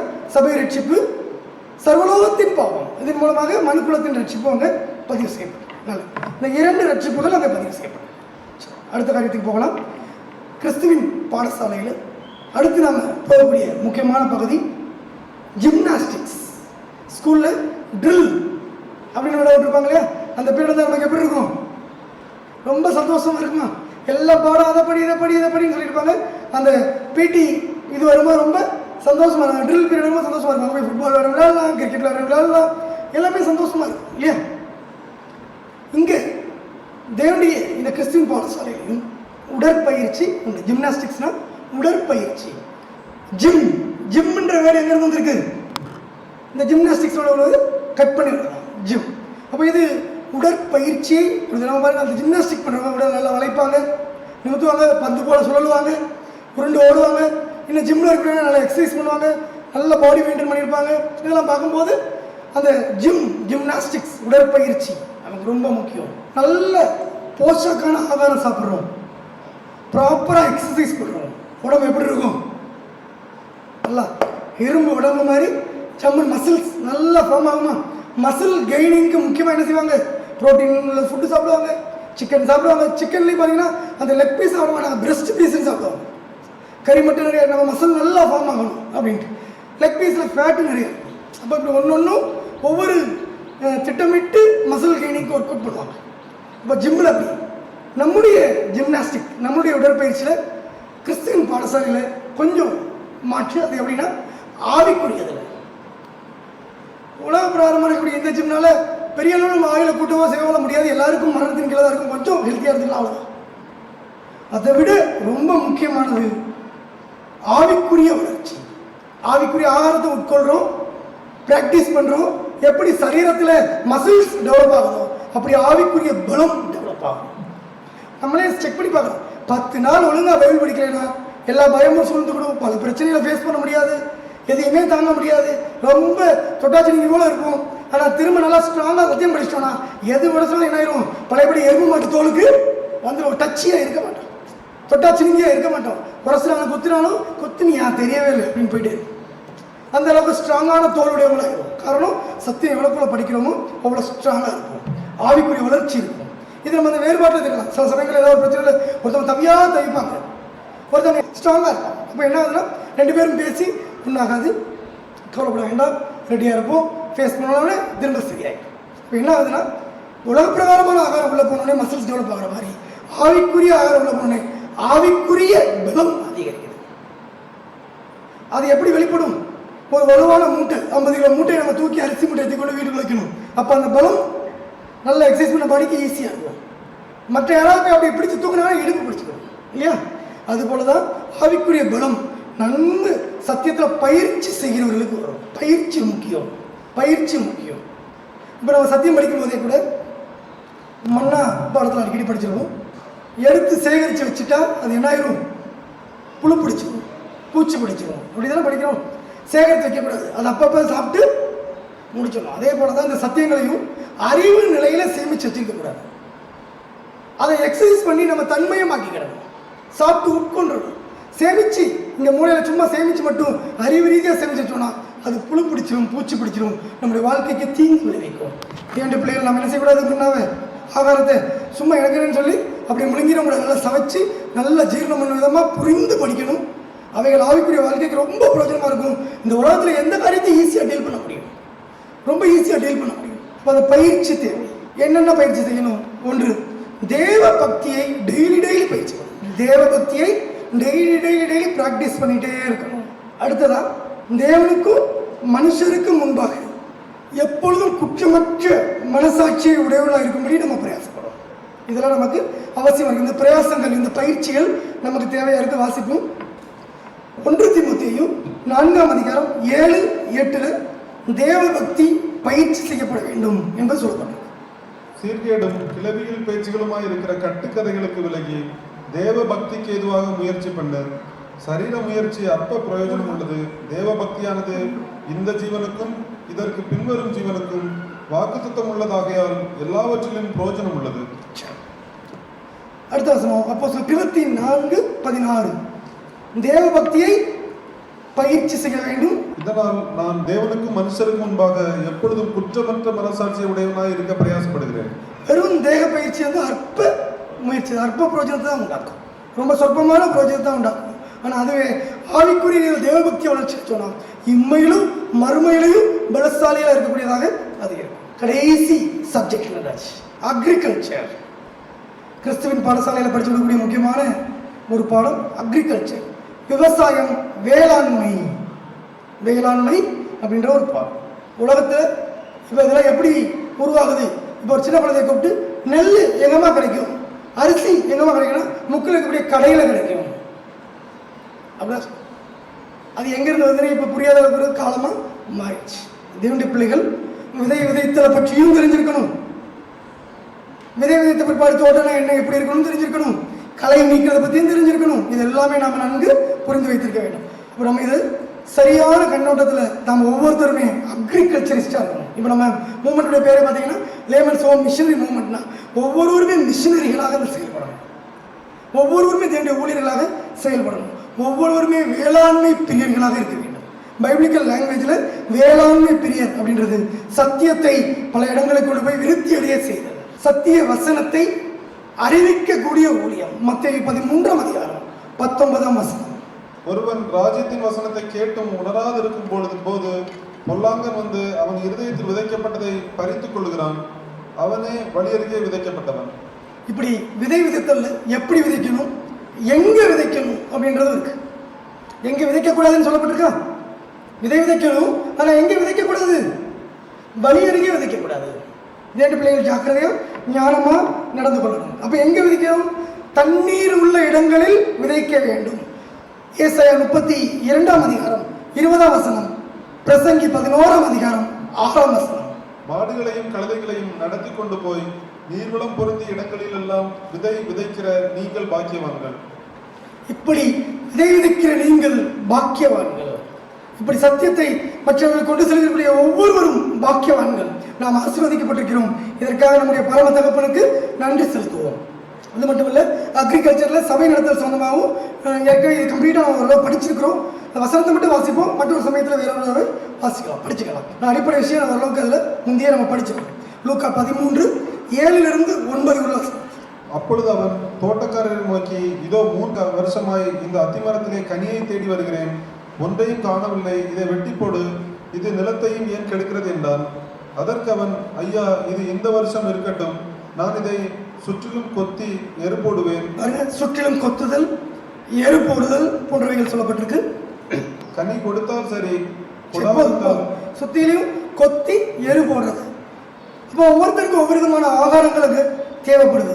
அதற்கு வேண்டிய சில சூழ்நிலைகள் மற்ற காரியங்களை தேவன் ஏற்படுத்தி கொடுப்பார், சத்தியங்களையும் தேவன் கொடுப்பார். அதன் மூலமாக அவர்கள் வளர்ச்சியாக இருக்கிற வாய்ப்பு, உரம் போடுதல்லாம் நடக்கிறது சபையில் நடக்கும். மத்தேயு 21:33. வேறொரு ஓமையை கேளுங்கள். வீட்டஜமானாகிய ஒரு மனுஷன் இருந்தான். அவன் ஒரு திராட்சை தோட்டத்தை உண்டாக்கி அதை சுற்றிலும் வேலி அடைத்து அதில் ஒரு ஆலையை நாட்டி கோபுரத்தை கட்டி. திராட்சை தோட்டத்தை உண்டாக்குறாங்க, வேலி அடைத்தல், மற்ற இடத்துல கற்களை பறக்குதல் இருக்கும்.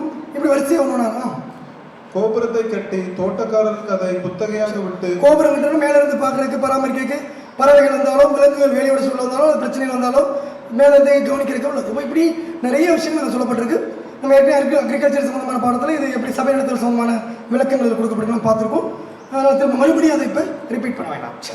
ஆதியாகமம் 26:12 ஈசாக்கு விதை விதைத்தது தேவனாலே ஆசீர்வதிக்கப்பட்டு பல மடங்கு 100 மடங்கு அவன் பலனடைந்ததையும் பார்க்கிறோம்.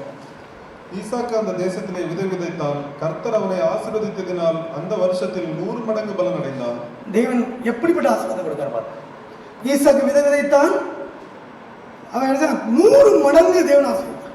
நம்ம இப்ப உலக பிரகாரமான ஆசீர்வாதங்களை தேடி ஓட வேண்டியதில்லை. கொஞ்சோண்டு அறிவை போட்டாலே இன்னைக்கு இருக்கக்கூடிய கடவுளே இல்லைன்னு சொல்றவங்க கூட நல்லா சம்பாதிக்கிறாங்க, நல்லா முன்னேற்றம் அடைஞ்சிட்டு இருக்காங்க.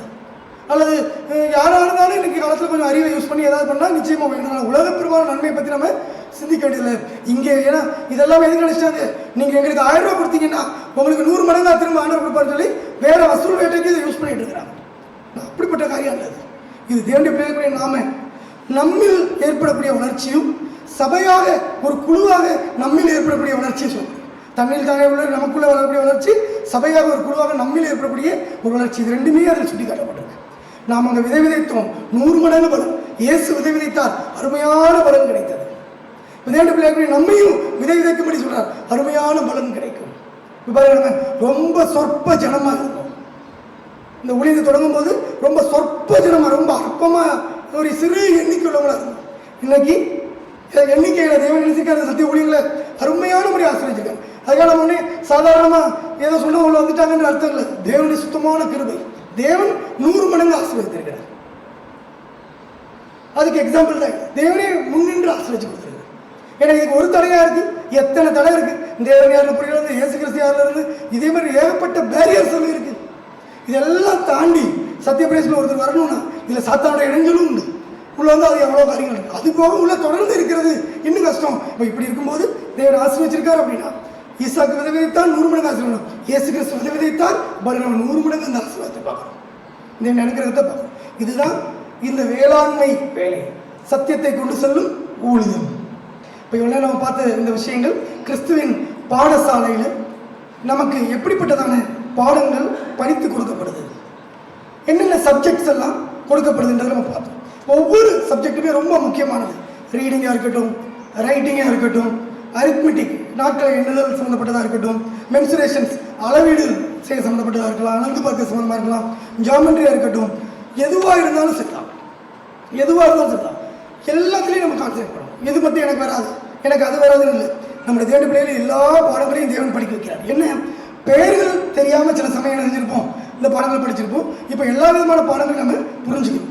இதில் எதுக்கு இந்த வரிசைப்படுத்தியிருக்கு அப்படின்னா, நம்ம வளர்ச்சியில் வழக்கமாக நம்ம சிந்திச்சு பார்க்கும்போது நம்ம வளர்ச்சியில் குறைவுபட்டிருக்கிறோமா இல்லையான்னு சீர்தூக்கி பார்க்கணும், தற்பரிசோதனை செய்து பார்க்கணும். அப்படி நம்ம வளர்ச்சியில் ஏதோ குறைவுபட்டிருக்கிறோம், ஏதோ கேரக்டர் டெவலப் ஆகலை, இல்லை ஏதோ ஒரு விஷயத்தில் என்னோட வளர்ச்சியிலே முடியாமல் இருக்குது அப்படி நம்ம செக் பண்ணோம்னா, நம்முடைய சப்ஜெக்ட்ஸில் எதில் வீக்காக இருக்கும்னு பார்க்கணும். நம்முடைய சப்ஜெக்ட்ஸில் எது வீக்காக, ஏன் சில ஆசீர்வாதங்கள் எனக்கு ஏன் கிடைக்கல? அப்போ நம்ம தேவன் கொடுக்கக்கூடிய அளவின் பிரமாணத்தின் படி இல்லாமல் நம்மை நாமே மிகைப்படுத்தி செல்ஃப் எஸ்டீமில் ஓவராக இருந்திருக்கலாம். அப்போ பெருமைகளோடு தேவன் எதிர்த்து நிற்கிறார். அப்போ பெருமை உள்ள இருக்குதா? அப்போ அந்த மென்சுரேஷன் பாடத்தை நல்லா கவனமாக படிச்சுக்கணும். இப்படி ஒவ்வொரு விஷயங்களையும் நம்ம படித்து கிரகித்து இதில் குறைவுபட்டிருக்கோமான்னு செக் பண்ணி இந்த பாடங்களை செக் பண்ணி பார்த்தோம்னா நிச்சயமாக ஆசீர்வாதங்கள் வருவதற்கு தடையாக இருக்கக்கூடிய எல்லாத்தையுமே நீக்கிடலாம். இந்த எஜுகேஷனில் நாம் குறைவுள்ளவர்களாக இருக்கக்கூடாது. இந்த எஜுகேஷன் எளிமையானது. உலக கல்வி கடும் பிரயாசப்படணும், நிறைய விஷயங்கள் இருக்குது, கஷ்டமும் கூட. இது அப்படியே இல்லை, மிகவும் லெகுவாக இருக்கும். ஏன்னா உலக டீச்சர்ஸ் போல இல்லை, உலகத்துலேயுமே நல்ல டீச்சர்ஸ் சொல்லிக் கொடுத்தா நமக்கு நல்லா புரியும் இல்லையா? சில டீச்சர்ஸ் சொல்லிக் கொடுத்தா லைஃப் லாங் நமக்கு மறக்காது. அதே போல தான் இங்கேயும் நம்முடைய இயேசு கிறிஸ்து நம்முடைய டீச்சராக இருக்கார். நம்முடைய பவுல் அப்போஸ்தலரிலிருந்து எலிசபெத் பரூசியா எபிபனி மெசஞ்சர் எல்லாம் நமக்கு டீச்சர்ஸாக இருக்காங்க. அதனால் நிச்சயமாக நல்ல விதமாக நம்ம புரிஞ்சுக்க வேண்டிய எல்லா சத்தியங்களையும் கொடுத்துருக்காங்க. எல்லாத்துக்குமே தேவன் நமக்கு பரிசுத்த ஆவியை கொடுத்தாங்க. இப்போ நாம் ஆசீர்வாதங்கள் எதிலாவது குறைவுபட்டு இருந்தால் நம்மளுடைய சப்ஜெக்டில் எதில் நாம் குறைவுபட்டுருக்கிறோம் அப்படின்றத சீர்தூக்கி பார்த்து அதை சரிப்படுத்திக்கிறோம். இப்போ நம்ம மேக்ஸில் குறைஞ்ச மார்க் வாங்குகிறோம், என்ன செய்வோம்?